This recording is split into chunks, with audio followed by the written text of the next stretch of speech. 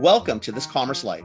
We are an unscripted podcast dedicated to small businesses and entrepreneurs in the retail and consumer packaged goods space in Canada and the United States. I'm Phil Chang, co-host and co-founder.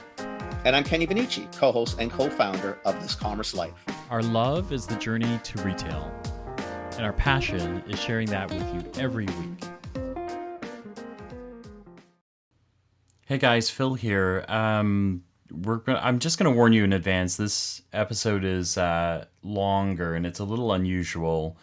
Michael Theodor, as you'll hear, is quite an unusual guest. He's been in the industry for a long time, but his history is pretty interesting. And so Kenny and I knew that we were going to take longer to do this one. So if you're looking for a quick episode, this isn't it.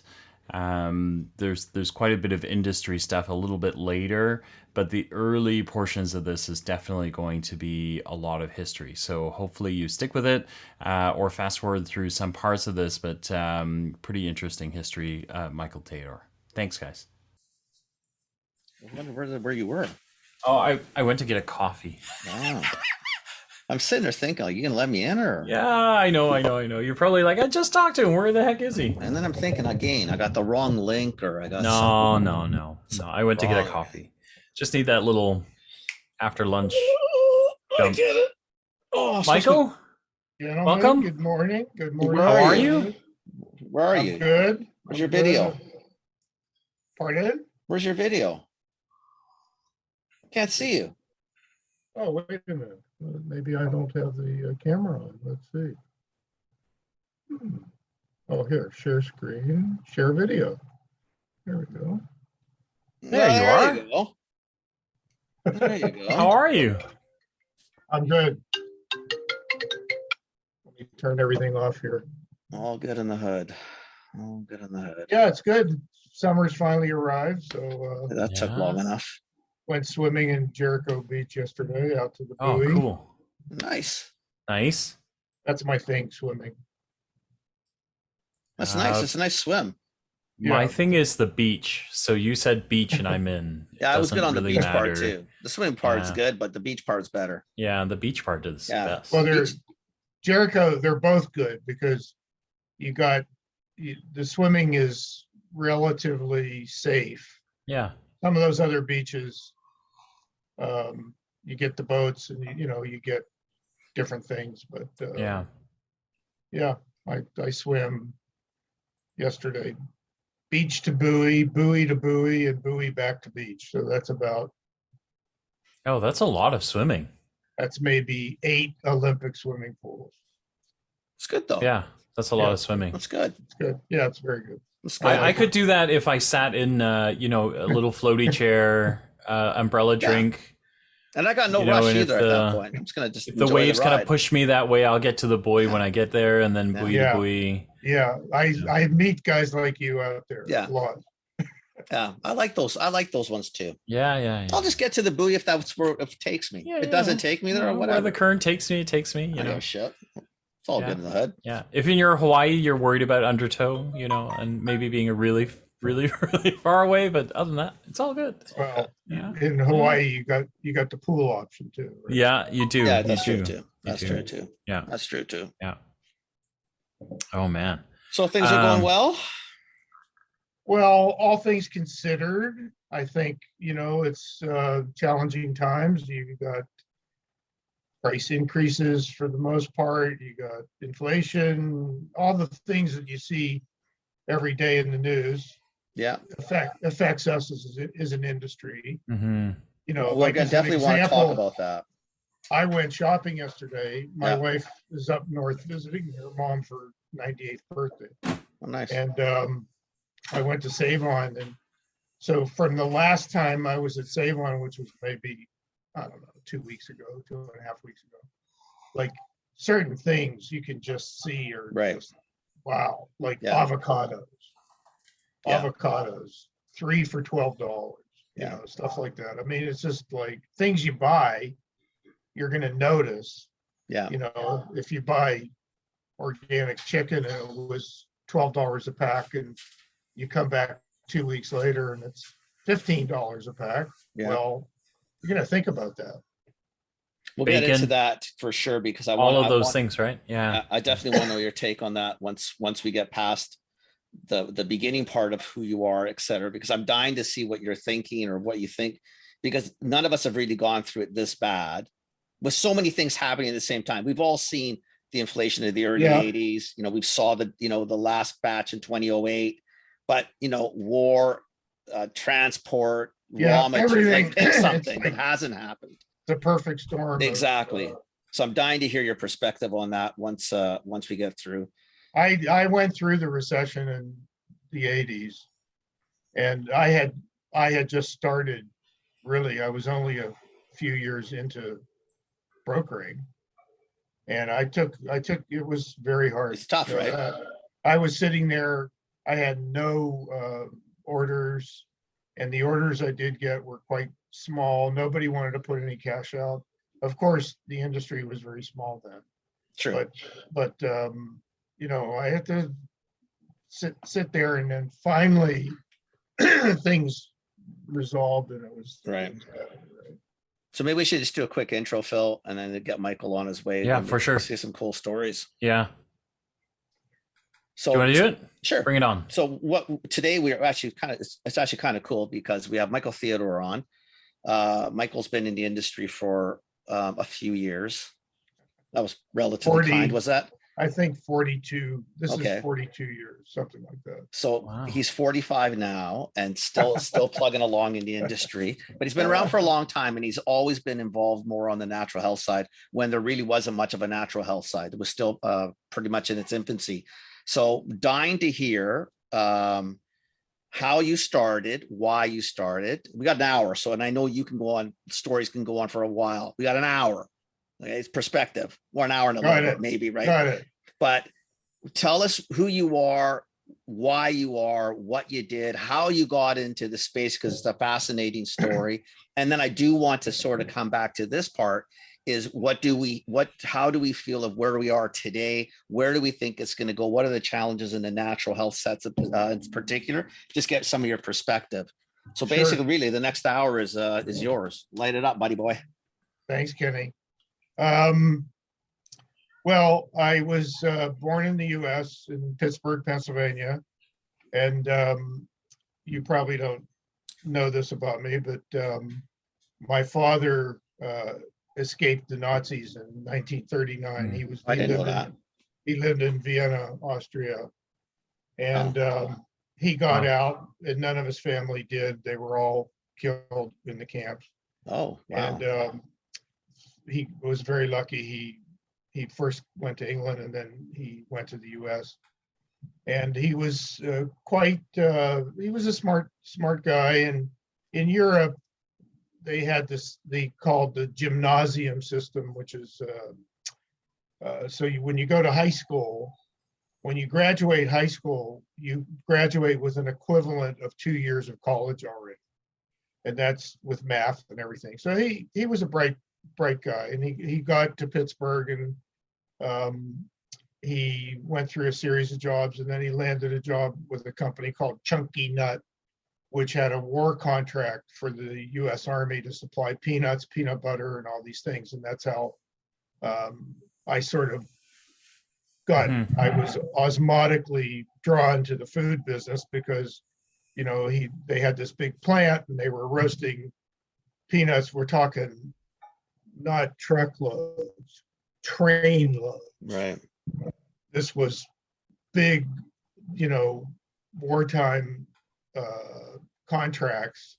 So they would get in like five train cars and then put it out to the army, stuff like that. Anyway, one thing led to another, and he eventually opened up his own business. And I worked with him as a youngster, and his business was essentially a junk food distributor, because he supplied the outdoor amusement business like concessionaires. And so he had popcorn, he had peanuts, he had coconut oil, hydrogenated, to make the popcorn, and then cotton candy supplies, machinery, which also included red dye number 2, yellow dye number 4. These the good were, stuff. These were like, in his warehouse, he had little signs, warning, do not lick, taste, or, so that was sort of the environment I was brought up in. But he was very good with his clients, and the clients were outdoor amusements, like theme parks, Right.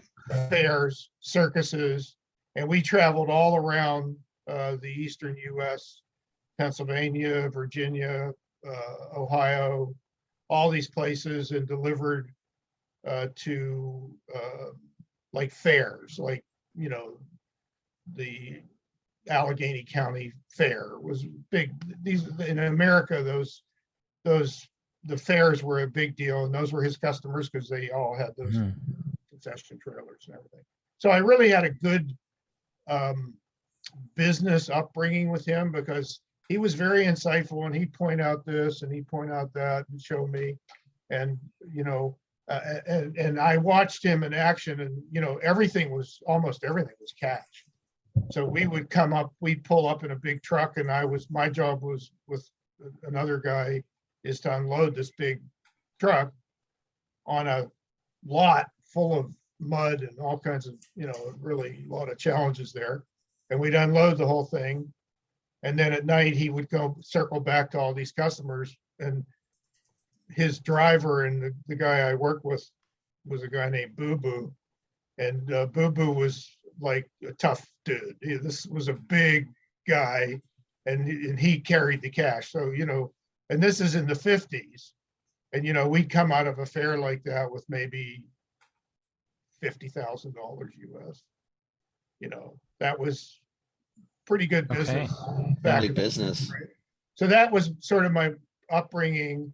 And then when the 60s rolled around, I was working, and I really wasn't engaged in anything. My dad wanted me to work in the business, but I sort of knew intuitively that wasn't for me. And then the 60s came along, and I got quickly involved in the counterculture, and then went to Mexico, and I had a lot of wealthy friends in Pittsburgh, and they all said, "You're going to Mexico? Yeah, we're going to Acapulco. Here's $500. Here's $1,000. Give me some pot. Give me some pot." Right? So, long story short, I got some pot. You were in logistics. We'll just say logistics. You were in logistics. Import export. Import export. That was my beginning. Right. And so that sort of worked out for a while, and I became sort of a counterculture hero back there, and people were calling me, and I was doing all this out of my parents' house. So then I was going to go back to Mexico. I had so at this point you're going back and forth between Mexico I'm Pittsburgh. Going back. Yeah, as a commodity trader. Yeah, commodity trader. Yeah. And I was very well known, and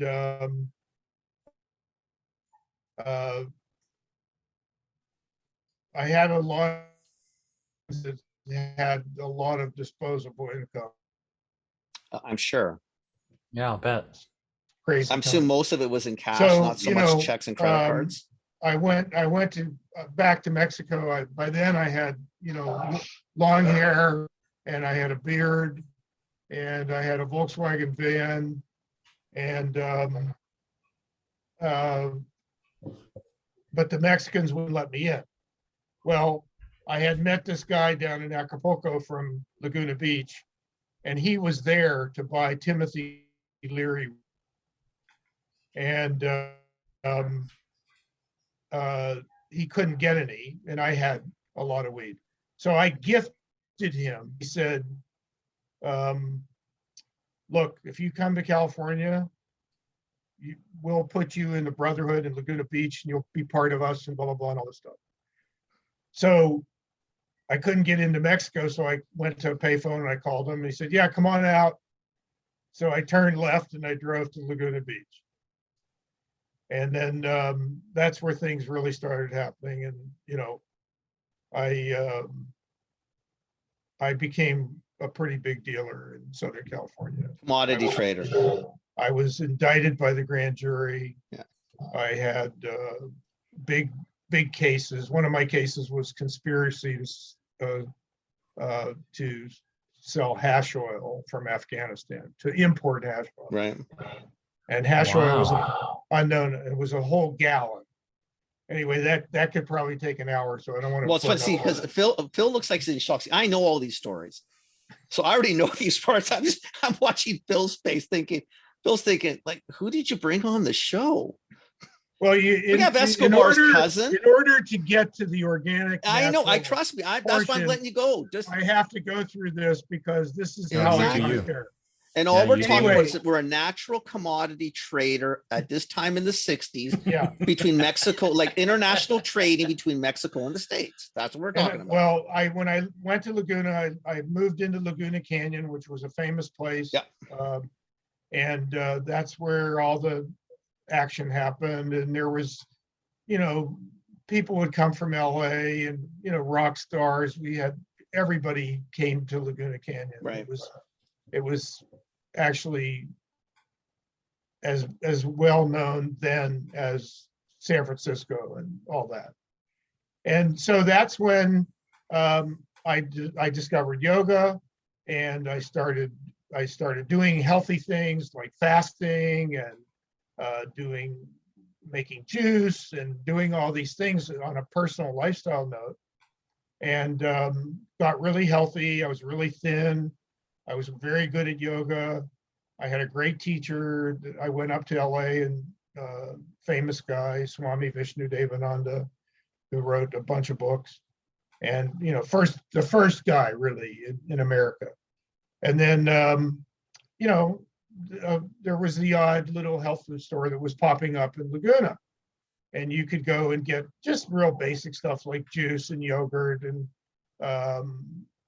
granola, all very 101 basic stuff. Well, as it turned out, I started to get really healthy. And, I gained a personal interest in nutrition and just, learning about it. And I was reading and everything. Well, the one thing that sort of got in the way was I did a lot of jail time. So I didn't stay healthy inside there.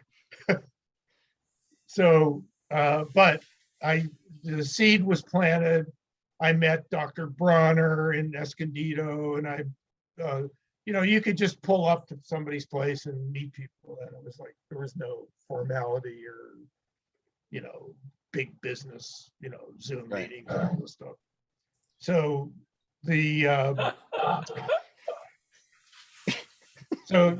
I was really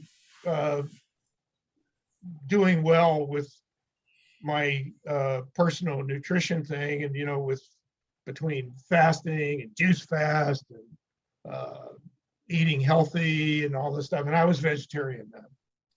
And then I had to leave California in a hurry because they were after me in a big way. I went to one trial, and the district attorney in the state was there talking to the judge about putting me in for 20 years. So I jumped bail and I went to Oregon. I built a log cabin in the bush, hid out for a year, met a guy named Fred Holsclaw, a woodsman who came through my property up there, very remote, the only guy in 1 year that was actually there, went through there. And he said, after he heard my story, he said, I have land in BC. I said, you do? I said, what's BC? What's a BC? It's Canada. It's Canada. Oh, okay. Well, I want you to take me up there. So he said, well, first, let me tell you where it is. It's in Nimpo Lake. Where's Nimpo Lake? On the Chilcotin Plateau. This place sets weather records, and it's on the plateau when you drop down to Bella Coola. Anyway, long story short, I hide out for about 2 weeks. Then he's ready. He picks me up in a pickup truck. I had a teepee. And I had a couple boxes of things and a backpack. That's all I had. And he takes me we get to Vancouver. How'd you cross the border? Well, that's another long story. I don't want to Oh burn my. up too much time with that because that's a whole other thing. But we make it across the border. A fugitive. And the next day we went to the health food store in East Van, this little health food store. I got like bulk brown rice and bulk oats and different stuff so I could survive up there. And then we drive, it's like 800 kilometers, something like that. And remote. Maybe more. Remote. And 300 kilometers is a dirt road. Yeah. So we get there. We set up the TP. I dig a latrine. I figure out the water because it's right on the lake. And we get everything set up. I got a little bit of money. I got no vehicle. I'm illegal. And he leaves. Bye, Fred. So I'm up there, and was the beginning of my Canadian experience. You're in the middle of freaking nowhere, though, eh? Nowhere. Like, No, seriously, there in the was middle of just nowhere. a lot of natives. Really learned a lot about the native culture and different challenges that they were facing. Right. You know, I've never seen anything like that. I've never seen that sort of alcohol abuse and just, you know, it was really an eye-opener. It's sad, right? Yeah, very sad. It really is. So then what happened is I met these people that were going to tree planting down in Bella Coola, and they were looking for somebody to work as a cook. So of course I said I could cook. I could make oatmeal and toast and maybe tea. That would probably be the most things I could make. But I wanted to work. So I get down there, and the tree planting contract guy, he's all high on weed, and they're like, and I'm not involved in weed or anything anymore. And he goes, "You look like an American." I said, "Yeah, what of it?" And he goes, "Do you know that there's an amnesty? Are you illegal?" I said, "Yeah." He said, "There's an amnesty, and if you turn yourself in, you could dial this number in Prince George, and no questions asked. You'll be landed immigrant." I said, "Really?" So I leave the tree planting camp. I go to a payphone. I find the number in Prince George. I call this guy, and I give him a fake name. And because I was so scared, Well, you never in know, Orange right? County, Yeah, they were chasing me with helicopter gunships. And I'm not turning myself into anybody. This is like, you know, but eventually, so I did. Then I called the guy back and I said, "I just talked to you. My real name's Michael Theodor." And he goes, "Oh, that's okay. We get a lot of calls like that." I said, "Boy, these Canadians are like pushovers." So then he goes, "Well, make an appointment." I get an appointment. I come up there. I got my beard, my ponytail. I'm wearing a red check shirt. And he gives me an interview. And he goes, "Now tell me, Michael, what do you, if you become a Canadian immigrant, what sort of vocation do you think you'd want to do?" I said, "Well, that's a good question, sir. I want to get involved in reforestation." He goes, "Oh, that's a very good career. We need those trees to log them down. You've ticked off all the boxes, blah, blah, blah." So we go through this interview and I go, "Really? This is how they do things here?" In Orange County, it would be like, "Sit over there, shut up," handcuffed. So at the end of the interview, I get to the door and I turn around. I said, "I'm going to give this guy a little shot." And I go, "Sir, I know you're probably not allowed to do this, but how did I do on the interview?" And he goes, "Son, under subsection 3 of the Canadian Code of the blah, blah, blah, blah, blah, Canadian blah, blah, blah, we are not allowed to tell you the results of the interview, but you did really well." And he's blinking his eye. and then I 2 weeks later I got my landed Canadian status. So it just wiped And out then I all the moved- legal, all the shit from Well, the. I didn't have No, we lost him. any legal problems in Canada, and there was no checking. They didn't. I was Oh. charged with dozens of things, but I never was convicted. I had really good lawyers in California. So then I moved from Nimpo Lake to Williams Lake. I got a job in the sawmill cleaning up the gang saw, which is like the gang saw was like was a small house in East Van. And food store in Williams Lake, didn't have much, but I could buy a few things. And before Save on Foods, it was called Overweighty. Right. And there was an Overweighty. I'm sure Kenny remembers this. Yeah. The Overweighty, I made sprouts, and I put them in little bags, and I put a little label on them, and I went to Overweighty, and I sold these. I had alfalfa sprouts, mung bean. They didn't have any sprouts in them, and I made a little tray out of cedar, very hippie-ish, and that was my first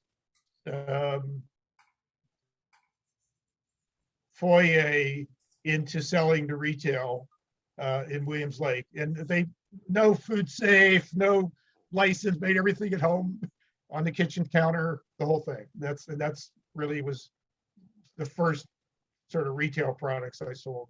So that's sort of the first legal natural commodities you actually that I tried was to selling. sell.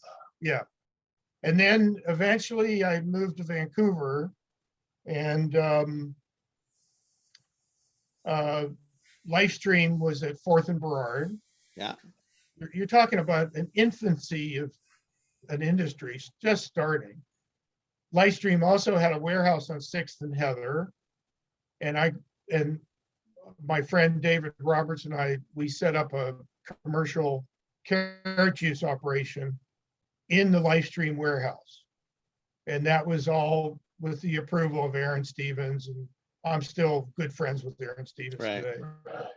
And so we made commercial juice, and we delivered it up and down 4th Avenue in my 48 Ford flatbed pickup, and I didn't have a driver's license. So then I met my wife at Lightstream. I was sitting outside having a carrot juice, and she walked up, and we, hit it off and ended up eventually getting married. And then we went to work. We went up north, and we were tree planting, way up north. And when tree planting was over, there was UIC, and we would come down through the Okanagan, and I saw a sign that said organic fruit. I didn't know any organic growers or anything. So I pulled in, and I met the Otto Rote and his family, one of the first big organic soft fruit growers in Western Canada. And he had been trained by Rudolf Steiner in Germany. And this guy was absolutely incredible. He, amazing guy. And I had a big station wagon. So I said, look at these peaches. Wow, look at this fruit. This is like peaches, like as big as cantaloupes, and everything picked perfectly. And so I loaded my station wagon up, and I drove down just to think, I'll try to sell these. And so I went to the Lightstream store on 4th and Burrard, went to the back dock, and this guy, Parshan Sahota, who ended up being the owner of Life Source out in Toronto. But anyway, he was the produce manager. I took the peaches, and I held the organic peaches up, and I said, certified organic, not certified. I said, organic peaches from Oliver, BC. He goes, how many cases do you have? I said, I got about 12. He says, I'll take them all. Boom, cash. Right out a receipt. I wrote a receipt like on a piece of paper. Napkin. And then he goes, I'll take 100 cases. I said, okay, well, I'll go back up there and I'll get what I can. And I just kept going up there and bringing organic peaches back. And that's sort of how I started. So that's really where you started at. At you're a 4th and peach runner. Burrard at the live stream. And then one thing led to another. The next year, I was living on a blueberry farm with my first wife, and the woman who owned the blueberry farm had a boyfriend that had a cube van, brand new. And his job was to deliver the Richmond Review paper to all these areas where the paper boys were. And he only had to do that twice a week. So he said, if you do that job, because he didn't want to do it, he just wanted to stay with the girlfriend. He said, if you do that job, you can use the cube van for whatever you want. I said, can I go to the Okanagan? He said, anything you want. You're fully insured. I'll get in, ICBC, whatever, put you on the thing. Anyway, I delivered the papers. I think it was Tuesday and Friday or something. And then the rest of the time, I went to the Okanagan twice a week. Yeah, driving back and forth. And loaded this thing to where the leaf springs were making sparks on the Hope Princeton. Yeah, I think people don't understand. Loaded and everything sold. Boom, boom, like everything, all organic, all in wooden cases. And then it wasn't just Livestream. There was this store and that store and Dunbar and all these places. And I, was selling fruit. Even stores in Alberta and Calgary were calling me. They wanted organic fruit. They couldn't get it. I think people don't appreciate too.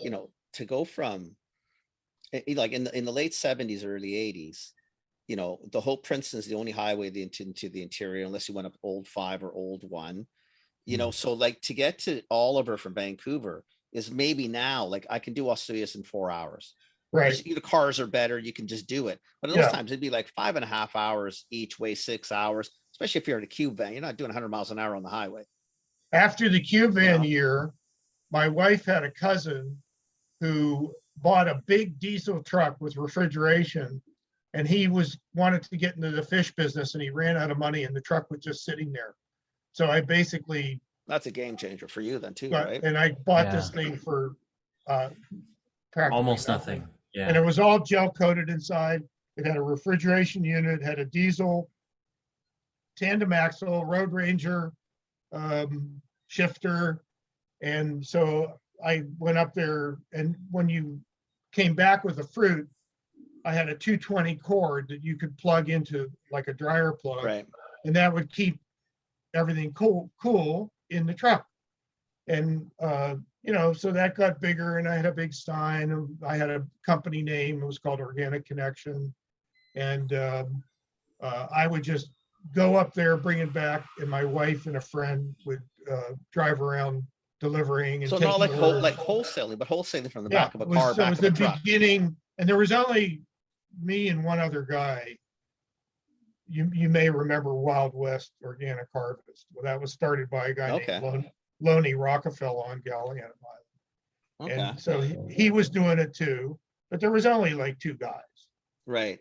And there wasn't a lot of organic farmers. I'd say there was organic farmers in the Okanagan. 2 that were genuinely organic, and there was probably 2 or 3 that said they were organic, but I didn't believe them, so I didn't buy from them. Right. Fair enough. It was the Michael Theodor certification method. The first certification of truly organic. That's right. Wow. That's amazing. So then, like, all of it's amazing. Like, the whole story is. I told you, like, that's why I wanted him on, because I know this story. I'm just watching Phil, Michael. I'm thinking, Phil's thinking, like, what the hell is this? No, I'm game. It. I get awesome. You now. I'm cool, amazed. Right? I love it. Phil is a young guy. No, I'm not actually. I appreciate the sentiment, but I'm not. Kenny is a little bit older, so Kenny is probably a little more relatable to some of my shenanigans from the past. Hey, he's not that much younger than me. I know that. No, I'm 50 actually. I'm 50, so yeah. It's these Asian genes, right? Like one day I'll show up on the screen, I'll look like I'm 100, but until then, I thought you were like 30. Yeah, I get that a lot. You don't have to compliment that much. You're not going to get any better recording. I appreciate you. I appreciate it. Oh no, your recording's going straight to the top. It's going to come out tomorrow at this rate. It's amazing. So anyway, so then the fruit business. How long did you do the fruit business? Yeah. Like how long? Was this 4 or 5 years? 3 or 4 years. Okay. So you Okay. I separated with my wife. Okay. I was all depressed, blah, blah, blah. I had this big truck. I used the truck to do deliveries around town because it was refrigerated. So it was an asset. Yeah. And I made some money and this and that. And then I said, I don't want to do the organic fruit anymore because Lifestream, which was the predominant distributor at the time, they bought brand new equipment, refrigerated trucks, and they were going up there and getting fruit. And so there just wasn't enough fruit to go around. Right. Yeah, they're doubling down on everything. And so I said, okay, time to switch gears here. Well, at a health food store in Richmond called the Old Grain Grinder, that guy was bringing up product from Bellingham and sort of sneaking it in. And one of the products he had was a product called Natural Nectar.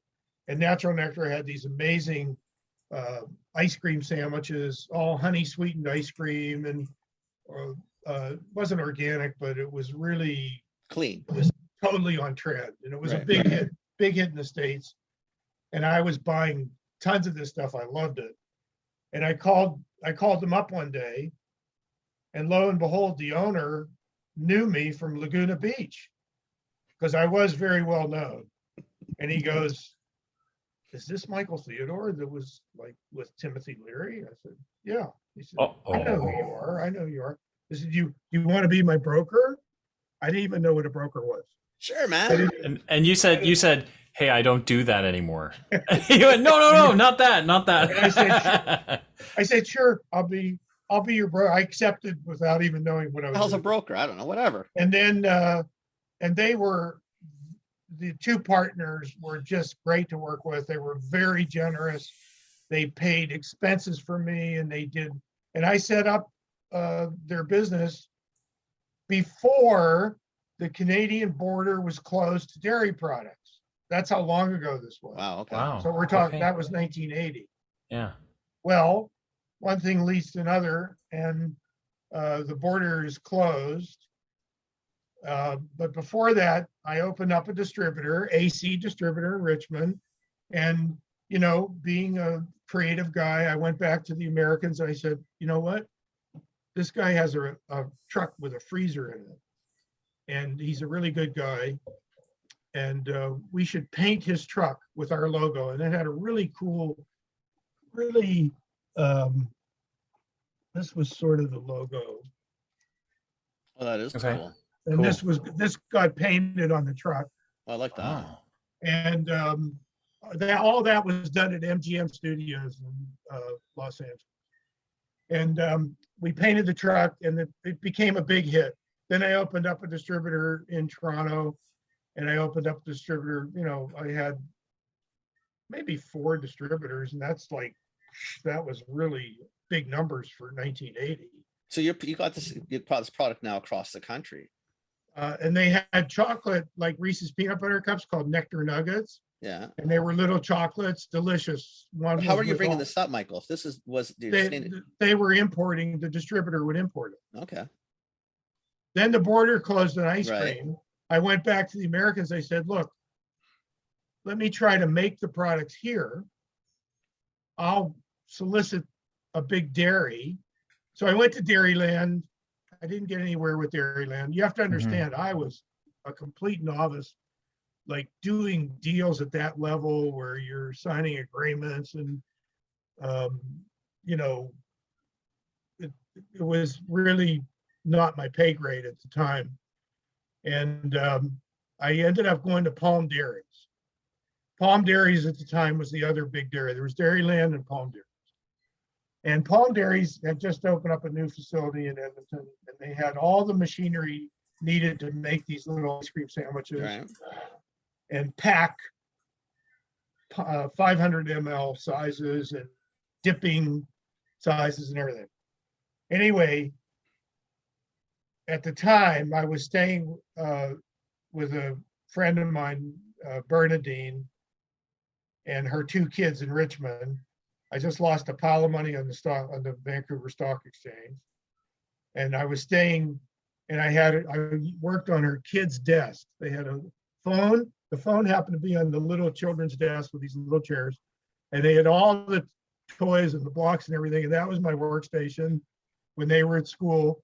And I just kept calling Palm Dairies, and finally I got through to this guy, John Bradshaw, and he said, okay, yeah, all right, okay.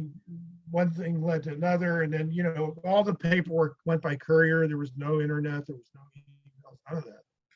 And but he hadn't formally approved it. And there was some sort of form, and I had signed the form and sent it back by courier. And then I got friends with the secretary, and I said, did Mr. Bradshaw sign the form? And she goes, look, he's flying to Regina today, and I'm going to put the form in front of him.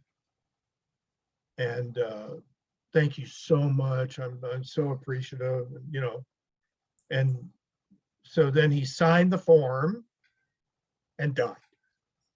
And what? And died. Like died. On the spot in the office. No shit.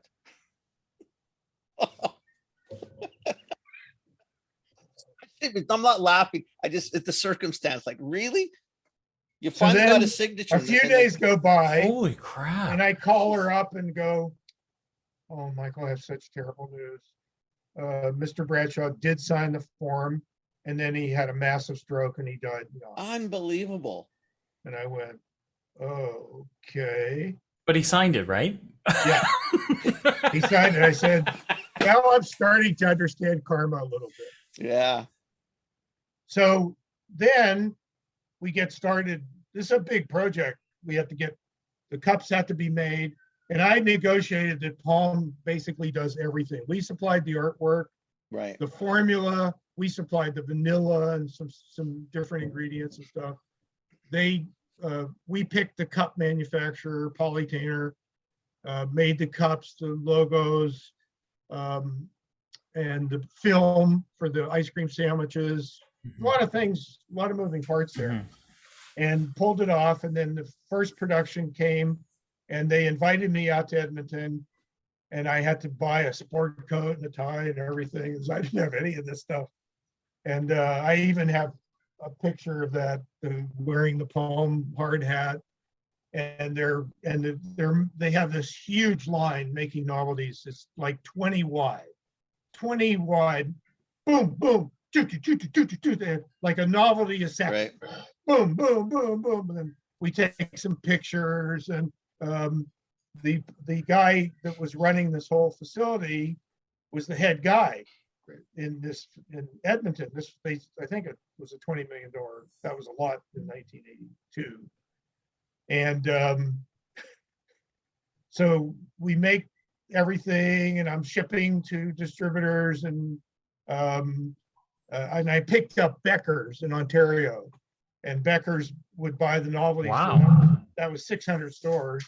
So I was selling, I was actually shipping truckloads of these novelties to their freezer in Ontario. And they would feature it on window posters, natural nectar. It became something. And then some time goes by, and the guy in Edmonton, all of a sudden, I'm reading the business section of the paper. This guy gets charged with embezzlement from Palm Dairies. Why not? So that's the end of that. And he goes, oh no. He goes to court and ends up going to jail. So, but I'm still with Palm Dairies. So one thing led to another, and I had Natural Nectar, and even my company name was Natural Nectar Products Canada Limited. Well, one thing that happened, here's a really good Canadian story. When they closed the border on dairy, they initiated a dairy quota system. So if you had imported product previous to when the border was shut, you were allowed to apply to the ministry for a quota, and the quota was in weight, the weight of the dairy product. Right. Well, I didn't really realize this, but Becker's, they had brought in massive quantities of these ice creams, all these ice cream sandwiches. And the name of the importer was Natural Nectar Products Canada Limited. That was my company. So I actually had the legal retained all the right. quota. So I went back to the Americans and I said, look, this is really your quota, and you're entitled to have this quota, and it's worth something. Mm-hmm. So I'm giving it to you. Oh, we don't want that Canadian bullshit. So Canada's so much paperwork. You keep it. So I kept the quota, and how much dairy quota did you have, Michael? That's huge. I had the largest ice cream quota in Canada. Yeah, like quota. Yeah, and then as time went on, first I had Dickie D as a client. Then Dickie D got sold to Good Humor Breyers. Yeah, and I was Good Humor Breyers' #1 quota holder. They used to come here in a private plane and bring me a check and take me for 5-star dinner, and I would give them my quota, the full weight of the quota every year. So a lot of things that came in, Ben and Jerry novelties and all these things were on your quota. Were on my quota. So Michael Theodor, from drug baron to ice cream novelty king, Canadian dairy quota holder, right? Yeah, and then eventually, wow, the Harper administration took it away from me because they all flew out. 3 of them flew from Ottawa. By then, I had a big office in Richmond and all that stuff, and they came out in suits and everything. He said, "Well, we're here today because you're not really an authentic quota holder. You don't have any cows. I don't see any cows here. I don't see any milk. I don't see any production. You're just a reseller." I said, "Yeah, but I have the letters from the minister himself authorizing me to resell. Even for this calendar year, no, that's not good anymore." I said, "Yeah, but it's signed by a ministerial." So then I got in a big political thing, and they ended up taking the quota away. Stephen Harper, you're the worst. Well, I sort of understand why they did it, but anyway, it was a big loss because I was making 6 figures a year. Crazy on from a dairy quota, and it had nothing to do with Michael Theodor broker. Right. Mm-hmm. Nothing. It was completely separate. It was about a half an hour of paperwork. Wow. Wow. Amazing. Jeez. That's a big deal. I mean, look, like, just, it's pivotal, right? Like ice cream where it is now, the part you play in that is, I mean, Good Humor Breyers. Because I was at Unilever in the, like, Lever Brothers, and then Unilever in the, right at the turn, right? Like right in the 2000s. So like, without that ice cream business, they really wouldn't be where they were, right? Particularly on Canadian soil. So. Absolutely. I was very lucky. I mean, I rode that quota for a number of years, and I became friends with the owners of Dickie D. They used to fly me to Winnipeg, and he had a beautiful home with a pool, and we would hang out and barbecue. And, I mean, it was a good run. It's a good run, right? You took it. Yeah. So it's all good. So anyway, let's go back to the industry. Mm-hmm. So I'm out there in 1980. In 1982, I get asked to be on the board of the CHFA. The CHFA was like an absolute tiny little organization. It was like, there was hardly any members at all. There wasn't, I'll bet at that time, if there was 200 or 250 retailers in Canada, natural retailers, that would be a generous estimate. And how many even suppliers, right? I mean, well, the suppliers you had, Lightstream was leading the charge there, right? And they had a really, as a brand, they had cereal, and as a distributor, and they really brought in the American products. They were running about a semi a week up from California, and they had a lot of packaged goods, but still, that was very small. That was at the time. So, so they asked me to be on the board. There was a guy named Croft Woodward, and he had a Woodruff, and he had a little health food store with his mother on Broadway, little tiny place. Rents were really low. Mostly they sold supplements. There was hardly any food. Right. And so I went on the board then, and it was just so small, and we'd meet in the back of his store. He had like a little room, and we sat on a stool and talked about issues and stuff. So that was, when you go back that far, there's really only a handful of people around that even remember that Right. today. There's hardly anybody, that was even around, was around anymore. When did you see it? When did you see it flip? Right, because you look at Vancouver now, like you're in the underpinnings of what is now a really big industry that has swallowed up all of BC. Now it's overflowing, right? Like you get East Coasters who are in this, where naturally I'm an East Coaster, I'm in Toronto, we couldn't give two shakes about the business, right? You're 100%. You're 100% right, because for years and years and years, Atlantic Canada was just nobody home. No, there's nothing. If you couldn't fry it, we couldn't care less. So yeah. And now what's happened is, between the federal government and other, there's a lot of money, and if somebody has a good idea, they can get funding.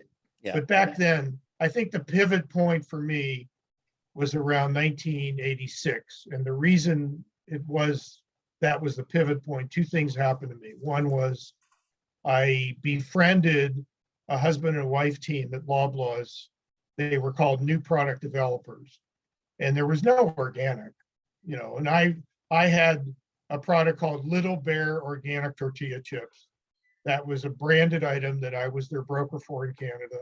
And they had a really healthy business. They were already selling truckloads. Maybe they would sell 2 trucks a month, something like that, in Canada, which was a lot. And so I befriended this couple, and I said, Loblaws really should have an organic product. You don't have anything under President's Choice. That was their big deal, President's Choice and the Insider's Report. And you don't have any organic. He said, Michael, we are organic people. Me and Christine, we try to shop organic and everything. We're totally on side. Well, you might remember Dave Nickel, the famous guy at Loblaws who invented the Insider's Report and everything. So we came up with a plan. What's the plan? Okay, first, we're going to send samples of the tortilla chips to their office in Toronto. And so we did that. So then the next plan was I was going to fly out there, and on a certain day, Chris and Christine told me that Dave Nickel always takes the same elevator down for lunch, and he takes the same elevator back, and he runs like a clock, like a train schedule. And they said, now when he comes out for lunch, you wait in the lobby.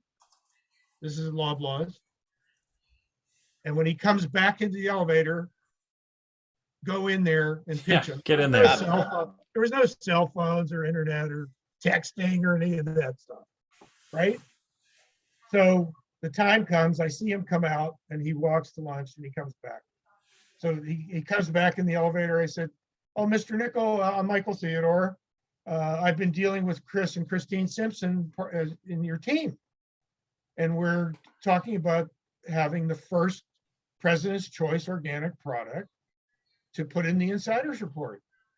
Oh, I'm not so sure about organic, and is it really a thing? So by the time I got to the 12th floor, I had a handshake. I got to the office, and Chris and Christine were there. We were all high-fiving, and the paperwork started getting done, and the opening order was 15 truckloads. Jesus Christ, eh?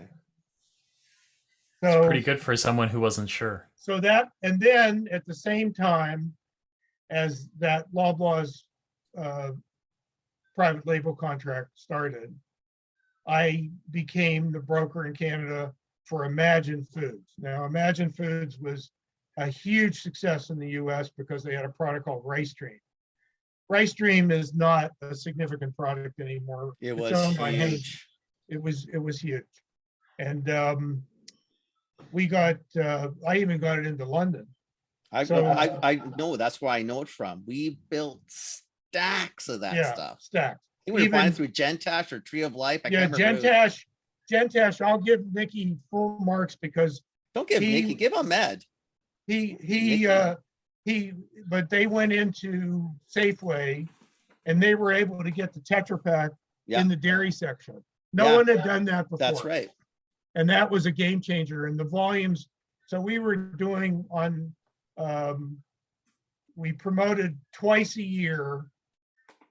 And when things were really rolling, and I had all kinds of distributors, I had direct chain business, we could do on a promotion 50 trucks. It's insanity, eh? 50 trucks of Rice Dream. So that for 14 years, that became Imagine Foods and mostly Rice Dream. And if you look at all my awards that I have, those are all the Alive awards, which I have many.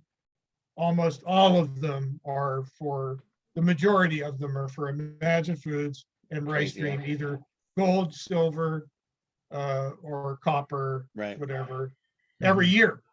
So it was the #1 product 10 years in a row, all categories except supplements. #1. Crazy. So that's how I built my brokerage. Wow. What because I don't know how we're gonna do this. Like we're normally like an hour, right? So we're at an hour, but we haven't actually gotten to. Well, like, I did some notes last night when I came back from the beach. There's a couple of things, Michael Theodor wasn't the only industry pioneer. There's others that really need a mention here. One is a man named Willie Pelzer. And Willie Pelzer owned a company in Toronto called Sunny Crunch. Sunny Crunch was 10 years ahead of me. And basically they just made very standard granola. Nothing, it wasn't organic or anything, but it was natural.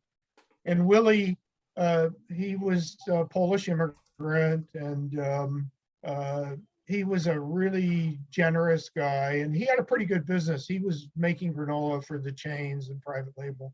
And Willie Pelzer bailed out the Canadian Health Food Association financially at least 2 or 3 times. We're talking significant loans that were never paid back. They needed admin fee and they needed rent and they needed, and he actually got them a facility, got them a building in Etobicoke, I think it was. And,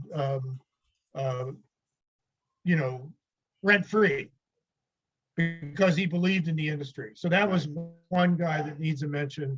And he was really a good guy for the industry. And, he passed away at least 10 years ago. And, he did a lot. And there's a lot of people now that don't even know who Willie Pelzer is. Sunny Crunch exists today and it's a big deal. But, Willie, he needs a mention. The other was at the time when all this was going in the 80s and toward the late 80s was Vita Health in Winnipeg. Right. So Vita Health was not only had a production facility, but they were a big health and beauty distributor. They really embraced the category. And I was the first broker to get involved in health and beauty, lotions, potions, shampoos, creams, all those things. I had Jason, I had other big brands, Rachel Perry. And so what Vita Health did, especially Dean Yatchison, who was really a bright guy, he would get these retailers to come to Winnipeg, and in the beginning, he paid for their expenses and everything. Bless you. Excuse me. Bless you. And they would come to Winnipeg, and they'd have seminars I gave talks. I would come out and give talks about the brands I represented. We would turn that into a mini trade show and offer discounts. And he really brought the retailer community together as an entity to really feel like they're an industry and Right. feel like that they can empower different things to build their business. And that's today Health First, that group of So Health First Network came out of that. Health First is the conclusion of what happened in Winnipeg. Okay. And And because Vita Health First, you're talking the stores though, right? Like the stores well, the still stores exist. came, there was only 1 or 2 stores Okay. owned by the Sire family. And it was the warehouse. Okay. It was the distribution. Okay. And then the stores, after John Holtman passed away and everything, the stores really expanded and became a big deal Okay. in Winnipeg, and that's run by John Holtman's son, Right. Matthew. Okay. But they did a lot, and really need some recognition for, and especially Dean. Dean really just put his heart and soul into really joining the retailers together and becoming a group and giving them encouragement, like really, really well done, really contributed a lot to what the industry is today. Fascinating.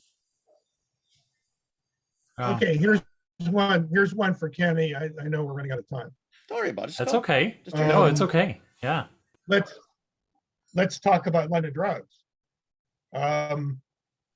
London Drugs to me was unobtainable. How could I get all this natural stuff from London Drugs? They're not going to really care. Well, I befriended Lenny, and Lenny had very serious health issues.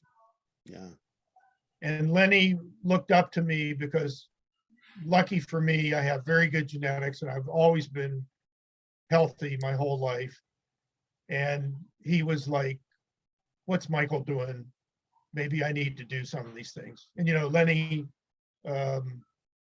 he really sought out a lot of different cures. And I think he went to the Philippines and he did all these things. And so and I really didn't try to sell Lenny much. And Mark was there too at the time. Yeah. Now, Mark didn't really want anything to do with organic or natural or anything at the time. But, Lenny was like, you know what, we got to give Michael and some of these brands a shot. So I got Jason listed. I think I had 25 SKUs of Jason. That was for London to take that many SKUs was like unheard of, as you know. And then I got other things listed through him, and and most of them worked. And I think then Mark was like, okay, we got to do this. And then London sold, I got Green and Black's organic chocolate in there, and I got Avalon, and those were all MTB listings at the time. I represented all those brands. Mm-hmm. So that's my little London story. It's crazy though, right? How much it changed. But it's interesting that it was a personal situation with Lenny Marks that, it was really all about health and talking about health and lifestyle. And the business part was sort of secondary. The connection was done that way. And then he just felt like, these probably, if Michael's doing that, there must be something to this. We're gonna take some SKUs. I think he was just a smart man that way. He was a pharmacist. He got it. He had some serious health issues, which unfortunately caught up with him, for lack of a better way to say it. But at least he was very much really a pioneer in that kind of side of it for the conventional side of retail. Right? Yeah, and he did take a chance on local people, and he liked relationships, and he liked the old school good business. He liked to know you, and he wanted to say hi. And if you had a good idea, he would support you. Like the different mentality, right? He was a risk taker. Absolutely. And when after he passed, I used to see his wife at the gym. And one day she told me, she said, Lenny always spoke really highly of you, and That's nice. and considered you a real sort of pioneer in the natural organic space. And That's cool. that was really, really nice. It was, For sure. Wow. My goodness.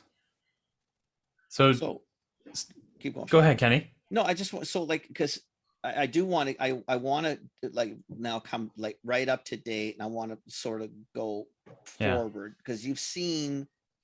Okay, let me do one more snippet on up to date. Go ahead. Okay. What do we have today? Diversity. Yep. Inclusion. What's the third thing? It's your show, man. I don't know. There's three things that's predominant in the workforce today: diversity, inclusion, all these things. Let's grab those two. So, there was that wasn't around in the 90s or whatever. When I started hiring and getting staff, I hired strictly on merit. There was no ethnicity in my thought process. If this person came and they had a good resume, and I called up and got good references, boom, I'd hire. Right. As a result of that, hiring for merit, what did Michael Theodor brokerage end up with? This complete diverse staff. I had Asian Canadians, I had Punjabis, I had 4 or 5 Filipino Canadians. I had all kinds of people of all kinds of background, and it was complete. I had total diversity and inclusion without even trying. And there you go. The last one is equity. Equity. Yeah. Very good. Very good. There you go. There you go. So around 1997, the industry started changing because everything was quite still closed. There was MTB, there was New Age marketing. Yeah. Marsham was just getting started. Just starting. I used to call on Marsham at LifeSource. He was the VP there, and I used to tell him how great brokering was. And then 2 weeks after I was there, he opened up his own brokerage. So, and then different elements came into the industry. People like the owner of New Age, Michael Weiner, yeah, and Indigo, Gordon and Gail and Debbie and all. These people had very good business ethics, as did I. And different elements started to come into the industry. And those elements, they didn't have any care about ethics or proper, like when New Age and I were the only brokers, I was 10 years in the market already. But he never poached any of my lines. Right. I never went after his brands. I might talk to his suppliers and, just socially, how you doing and everything. Mm-hmm. But, I wouldn't, I just wouldn't do that. Right. And then different elements came in and things changed. And it became, for a time period there, it got very ugly. It was a complete change. Because I was under the naive assumption, because we're in the organic business, that everybody will respect everyone, and we weren't going to steal any things and steal brands. So as a point of reference, MTB over probably a 10-year period lost $30 million in business in poaching. Yeah. Wow. Yeah. And so in the States, they had something called the Natural Product Broker Association, and I joined that because they had rules, they had a charter, they had ethics, they had all that stuff, and I tried to get the CHFA to take this on as an industry application, so people were operating, according to ethical conduct, but they wouldn't do it. They didn't want to do it. Didn't want the responsibility to govern, maybe? Which was too bad. Which was too bad because And of course, people in the industry, a lot of people didn't know all these things were going on. Only really a small grouping, the brokers and the distributors would know, and maybe some retailers. Oh, you had this brand for 20 years and it was a $10 million brand, and then it was poached by somebody else. Right. Well, and so I quickly wised up and I put in contractual wording that if we were to get terminated, it had to be for this cause, that cause, this thing, Right. and it couldn't be to switch to another broker because they took them to hockey or Whatever it is. smoke weed with them or whatever. Whatever. And that's worked well for me because I won't sign a contract with anybody today as a consultant unless those clauses. Interesting. Interesting. So we got a couple minutes left. So, start from today and look out, over the next couple of years, because we all know what's happening right now. Where do you see it even in the next 5 years, 10 years? Like, where does the industry go? Does it become? Well, you got when you look at the natural organic industry, you always have to look first at source of supply. You have to look at farming. Yeah. You have to look at production. You have to look at ability to supply, right? And the costs associated with that. So has the industry grown? Oh, absolutely. But there's right now a lot of the growth is coming on with investment type money. Right. And that investment type money, they want returns. And they're picking organic because a lot of the things in the organic category are on trend and people want it. And but you really have to look at the source of supply and make sure that you can supply. When I interview with a client today, the first thing I ask is, if you hire me and I build your volumes up, can you supply? Do you have this? Do you have that? Do you have, and I'm very careful with people I sign with because I have to be assured that I'm not going to, let's say I do a private label project with some big chain. I can't, if you don't supply, you're going to be fined. So that's one thing, source of supply. The other is the retail community. Okay, so things are getting a little out of hand. Listing fees, just beyond belief. Right. Like who's going to pay $15,000, $18,000, $20,000 a SKU to get listed in a chain? Like that, you got to really think about that.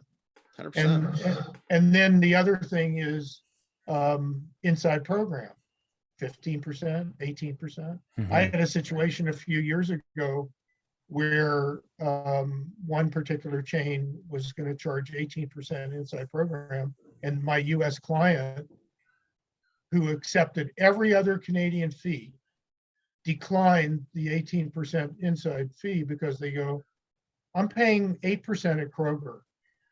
Kroger's like the biggest chain in the United States. Why would I pay 18%? Right. And for what? For what? Like what do we get? What do we get? What do we get? We get Yeah. nothing. No ad, no end cap, no K-stack, Nothing. not even a discount period where they're going to absorb the margin. So you got to really think about how you approach retail today. And the money's only going to last so long. Sure, these brands, they come along and they get funding and they, Michael, those are few and far between as well, as well, right? It's not for every 100 brands, it's not 90 get this massive funding and sell for trillions. That's bullshit. Most don't. 95% get nothing. Very true. People lose homes. People, scrape through. That's reality. And it's unfortunate. I remember they can't pay the listing fees. I remember when Charles Chang sold his business. I launched Charles's products, by the way. Right. And we're still friends and everything. And he's got an investment group. Right. And he's, I talked to him about a few brands I was working with. Maybe this is a fit. He goes, it's only a fit if they come up with the sweat equity, they got to put their house on the line. They have to go to the bank. If I give them 2 million, I want to see them come up with 2 million. Right. And if they're not willing to take equal risk, I'm not willing to invest. Right. Few and far between. So how do you feel, because this has been a topic of conversation for us, and it actually came up in another conversation today, but when we were on with Pat Higgins probably 6-8 months ago, and we were talking about, in the last 3 or 4 years, the number of natural brands that have popped up, right? Like little ones that are starting to grow, but they all cap out before they hit, kind of $3-4 million because there's just so many of them. How do you feel about that? Like, because I think that's something, that we all notice, it's right. Because today in our conversation with somebody else, he said the same thing, and he's one of these little brands, and he said, there's just so many of us. Like, how many of us are actually going to make it, because the assortment's kind of crazy now, right? So, well, this is sort of my point of differentiation with that subject. mm-hmm. Instead of sticking with the branded portion of the business, when I interview, I'm always looking for private label opportunities.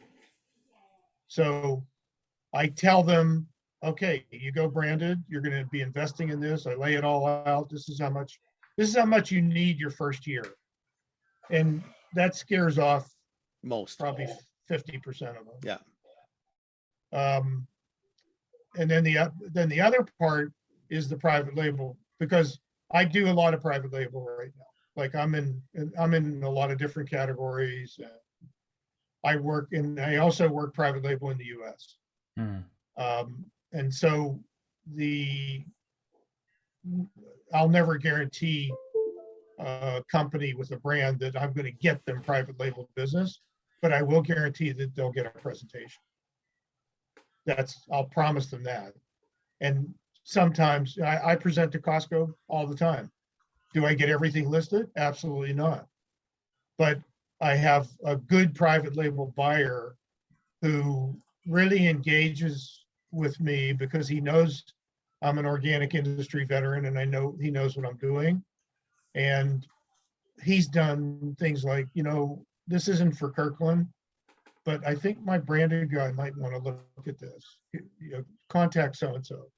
So I'll look at something maybe different than Higgins does, because private label is always probably 50% of what I'm right going to look for. Because once you get that in, if you can negotiate the price and you can get it in and deal with the packaging and some of those upfront fees and make sure all the certifications are right and everything, once you start doing that and you start getting POs, then that becomes a really good thing, because you don't have any promotional dollars.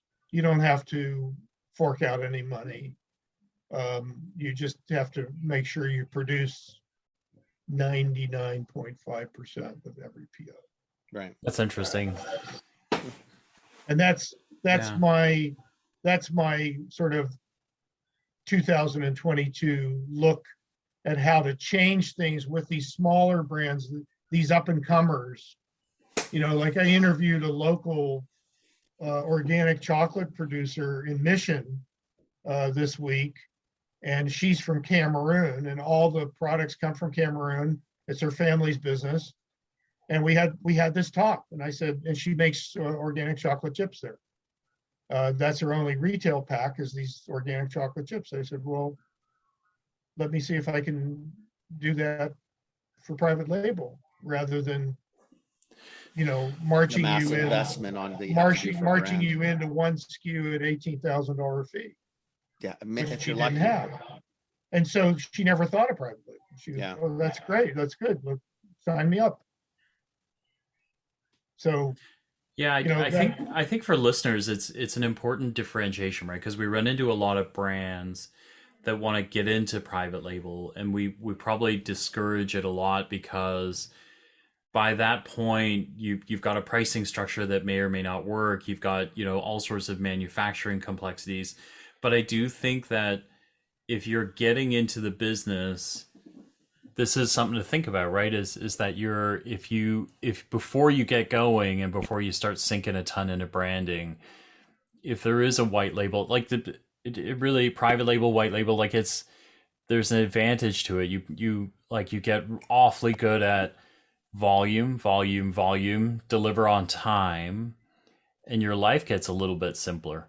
You actually make a better gross profit margin because you're not forking out all the marketing money. Well, that's what I try to tell people too, especially the ones, because there's a lot strictly used, everything's farmed out. So all the co-packing, et cetera, obviously much more difficult because you don't control anything. But if you are able to manufacture your own product, I'm with you. To me, I think having a brand is great and it's good for ego and it makes you feel good and it's fun to do, all good in the hood. But if you are quasi vertically integrated, you really should consider doing some white label, private label, house brand, whatever you want to call it, because it keeps the machines running. It allows you to buy extra. Not only that, you can create points of differentiation within the product mix. Like here's 100%. An example. You can make a bigger pack. Like exactly. You can grow the business. Let's say her pack is 225 grams. Right. I'm gonna tell her, let's go to 350 right, grams. Or go to 500 or whatever. Now they're not competing with each other even. You'll get now you're gonna have a better price point. Right. We're in the middle of inflation. We're in the middle of price issues. You own the chocolate in Cameroon and Africa. You can get the chocolate. The prices from your farm are fairly stable. So let's do it this way, and you can become an organic value brand. Right. Nothing wrong with that. You can do both. You really can both sides. Have to think out of the box today. I just totally agree. You have to think out of the box. Totally agree. And if you don't do that, you're not really doing your clients justice. Yep. Totally agree. Totally agree. Michael, thank you so much for coming on. Great to be there with you guys. And I'm glad you did. Sorry for going over No, time. No. I wouldn't trade any of that. This is all going in. That was fantastic. I loved every minute of that. So cool, yeah, right? For sure. We could do part 2 because you only got the surface here. Like some of those stories, some of those stories from the past, especially from the 60s. I feel like the grand jury conversation and crossing the border would be the two things that we'd have to figure out how to do. We'll grab a drink in Toronto. Yeah, I think so too. Absolutely. That'll be great. A great catch-up point. Thanks for having me on. Really appreciate it. My God, thank you for coming on. I really appreciate you coming on. It was really great. That was very kind of you. Michael, Thanks, take Michael. care of yourself. Thank you. Phil, you hang on. Michael, goodbye. Thank you very much. Bye, Michael. Thanks, man. Well, I knew you'd love that was one. So great. That was oh my God, like the stories are just I was trying not to, and I was trying not to. I knew what we were in for, right? Like as soon as they started talking, I was like, oh, I get it. I get why we're gonna need to keep him on time. And so I didn't ask any questions, right? Like I was super quiet because I was just like, I can't derail. He'll go for 3 hours. Yeah. But and plus then he could. and it's then, fun. It's fun fun and then my brain was like, okay, we gotta figure out where. And I like, no, we need all this. Like this is all great, right? So I wish we had more time to talk about some of the last things we were talking about, and maybe we'll do another podcast with him as well. I'd love to know. I this private label thing, I totally get. Because we're looking at it from our other standpoint, from the teas in essence, right? Because it's logical. Like if you own your manufacturing and you do that, I think you're quasi nuts not to look at doing that, because it's going to help you grow the category anyway. You're in the category. It may as well be you, whether it's on the brand side or not the brand side. You may as well keep your machines moving. So I found that fascinating. But I really would have liked to have even to see where he thinks it's going, like more of a bad insight. That's another interview. Yeah. I mean, so this episode comes out about a month after we've recorded. Before CHFA, though.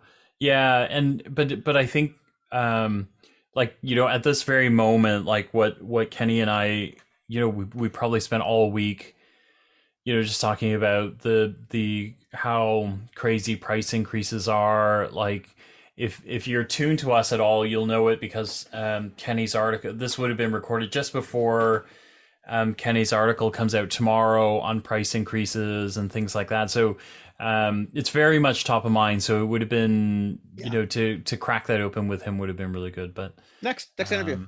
Yeah. We'll do it again. Yeah. Okay, buddy boy. Oh boy. That is it. That was long. That is it. Thank you for listening. Thanks for and listening, everybody. Hopefully you stuck around to the end. Stayed. Yeah.